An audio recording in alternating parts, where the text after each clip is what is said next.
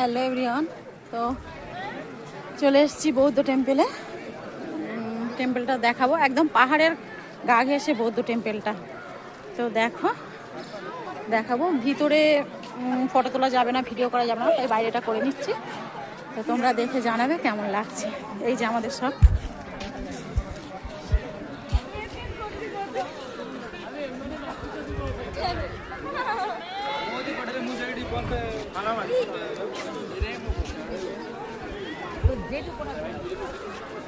কিছু বলতে চাইছিলে? কিছু বলবো না।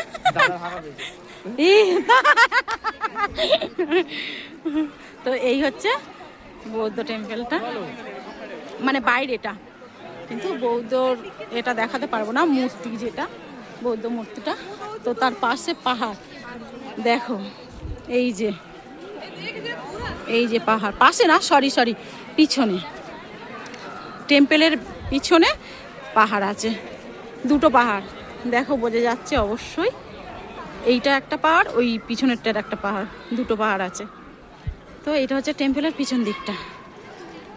তো তোমাদের কেমন লাগছে অবশ্যই জানাবে।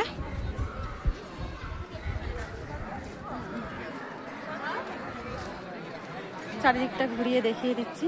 তো টেম্পেলটা কেমন লাগলো অবশ্যই কমেন্ট করে জানাবে, চেষ্টা করলাম। আর যদি ভিতরের বৌদ্ধ মূর্তির মানে ফটো হোক, ভিডিও করতে পারি, তো অবশ্যই শেয়ার করবো সেটা তোমাদের সঙ্গে। টাটা।